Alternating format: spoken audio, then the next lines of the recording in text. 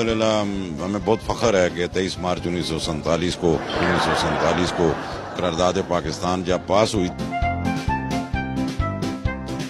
23 مارچ تو ہماری پاکستان کا ایک ایسا وہ ہے جس پہ ہماری قوم نے اکٹھے ہو کے ایک ایسے دشمن کو شکست دی تھی جو ہم سے ساحل میں بڑے جو اب یہاں پہ ثابت ہو گیا.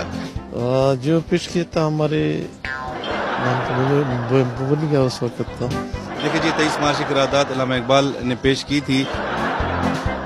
23 مارچ جو ہے نا یہ جتنے بھی ملک روانی لکھ چلی دا لک صبر ہوگا